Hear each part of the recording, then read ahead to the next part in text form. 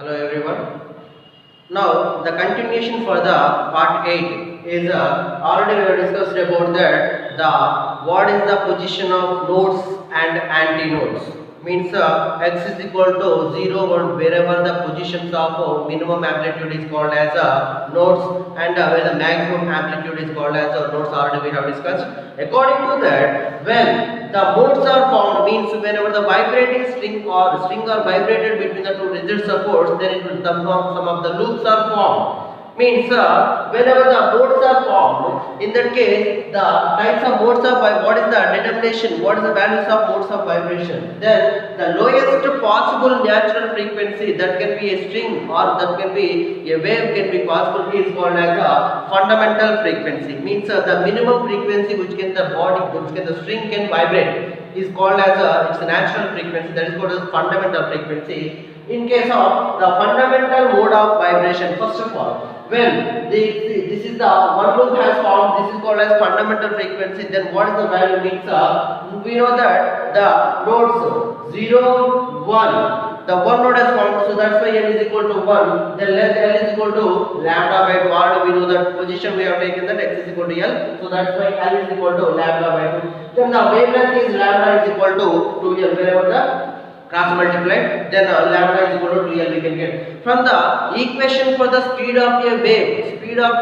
here we are going to tell them what is the modes of vibration means. So the speed of a wave, what is the fundamental frequency, what is the frequency to find out. Here is that V is equal to nu lambda is the formula for speed of a wave, speed of a traveling wave. From that, nu is equal to the fundamental frequency nu1, that nu1 is equal to V by lambda. From the formula, nu1 is equal to V by lambda, then we know that already value lambda is equal to 2L from the fundamental mode. From the fundamental mode, lambda is equal to 2L, so that's why we are substituting that one. V by 2L is the equation, the fundamental frequency when the wave are formed in air.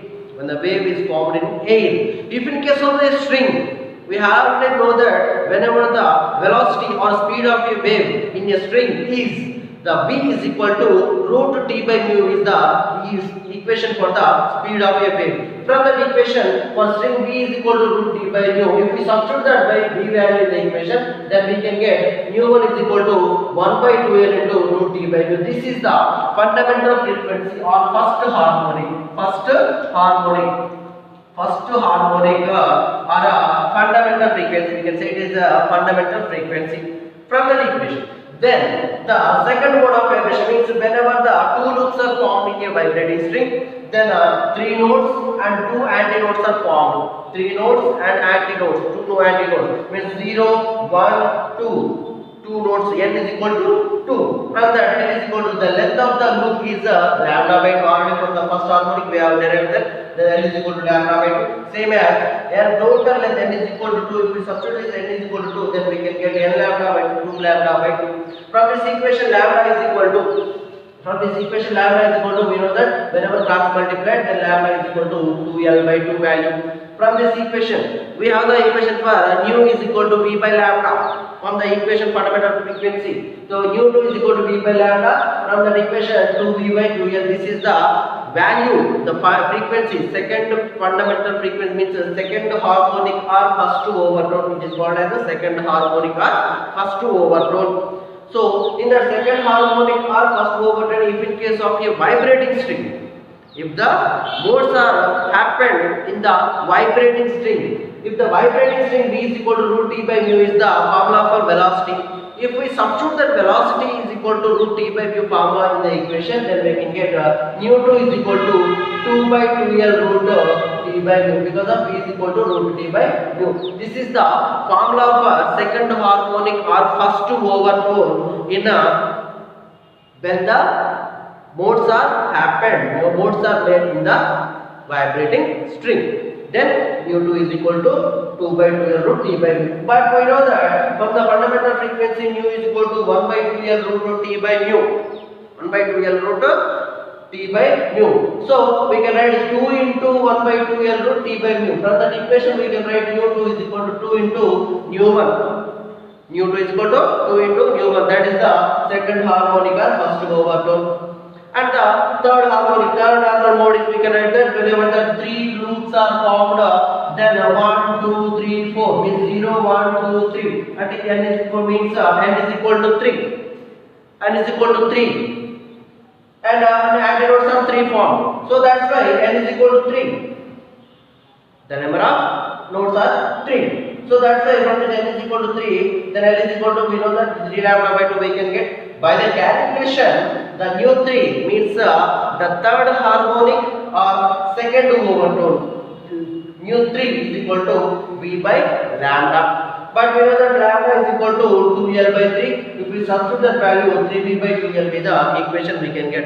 For a string, V is equal to root T by mu, mu 3 is equal to 3 by 2L, root T by mu. Already we know that 1 by 2L is equal to 1 by 2L root T by mu is the fundamental frequency, that is mu 1. If we substitute this one, mu 3 is equal to 3 mu 1 is the third harmonic and second overtone. Third harmonic and second overtone. If the continuous the modes, how many modes are happened in the vibrating string, then we can calculate the total means if the number of modes are vibrated in a string means number of modes means here in general the frequency of nth mode.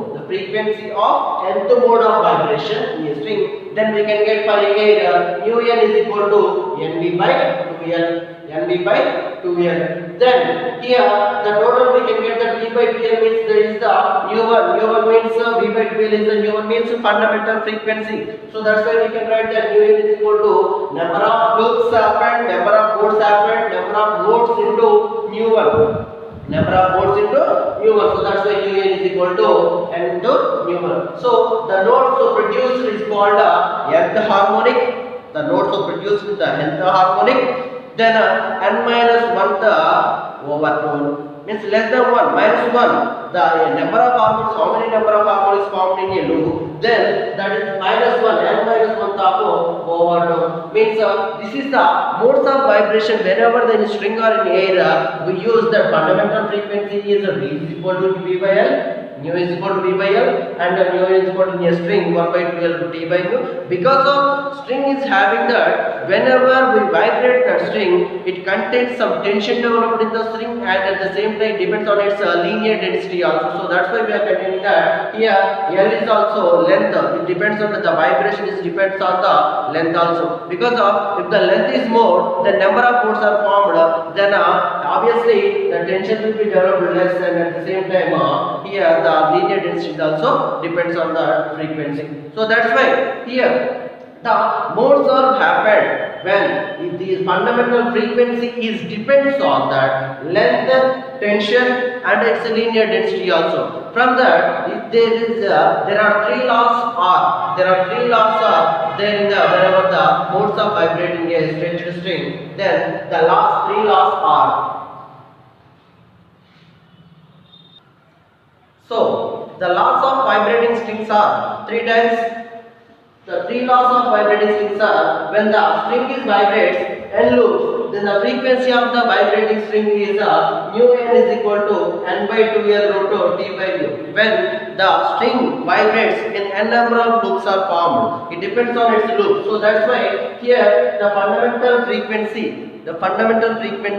depends on its length means and at the same time tension, and its linear density means if the density is more, the frequency will be less.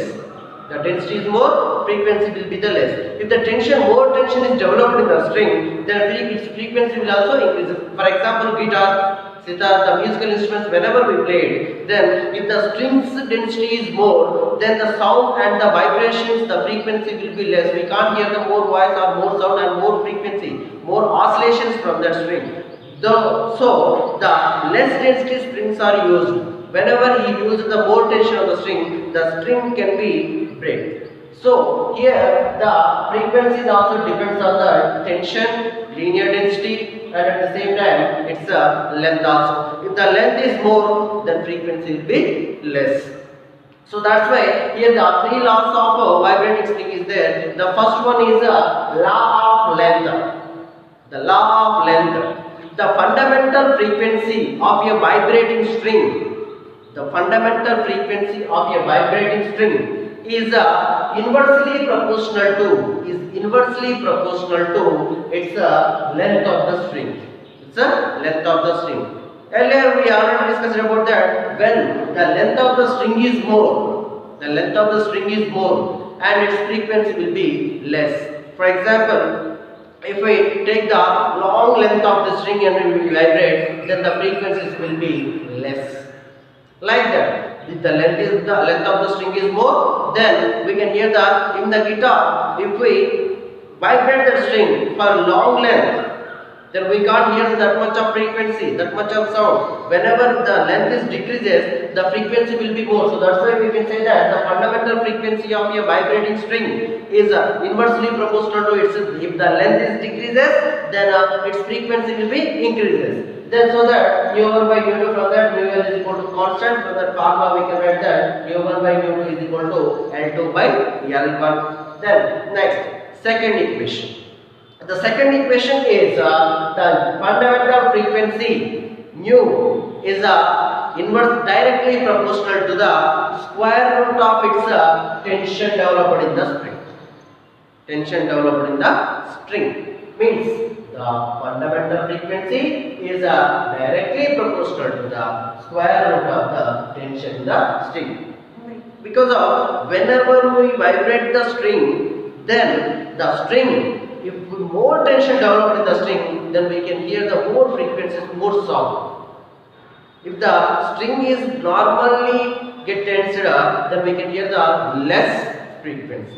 So here the fundamental frequency nu is directly proportional to square root of its tension. If the string get more tension, then the frequency will be more. If the tension is get less tension, then frequency will be also less. So that nu is proportional to root t. That is equal to nu by root t is equal to constant. From the nu1 by nu2 is equal to root t1 by t2 is the equation we can write. Next, the law of linear density.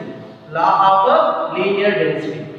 of linear density means if the thickness is nothing, density is nothing but if the string is more density, having the more density, like normal strings are used for the musical instruments and whatever. If we replace that one with more density strings, then that can't vibrate like normal strings which is used for the musical instruments, because of it is having density more.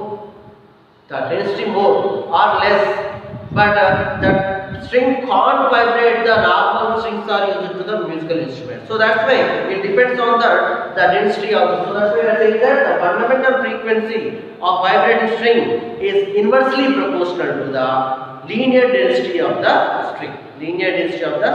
If the string is more dense, then we can get the less frequency. So that's why mu is proportional to 1 by root mu, that is equal to mu root mu is equal to constant. Now that mu1 by mu2 is equal to root mu2 by mu1. This is the laws of vibrating string. Once again, we have the three laws of vibrating string. The first one is law of length, and second one is law of tension, and third one is law of linear density. Law of length means the fundamental frequency of a vibrating string is inversely proportional to the length of the vibrating string. That is mu is proportional to 1 by L. And the second one is law of tension, means the fundamental frequency is directly proportional to the square root of its tension. If the tension is more, the frequency is also more. Then mu is proportional to root t, that is mu by root t is equal to constant. From that mu1 by mu2 is equal to root t1 by t2. Next one, law of linear density. The fundamental frequency of a vibrating string is inversely proportional to the square root of its linear density. Mu is denoted with the linear density, and root mu is equal to constant. Mu by mu is equal to root mu2 by mu1 is the formula for the law of linear density. By using this law of vibrating string, we can find out that from the three formulas we can get the equation. For the vibrating string. Thank you.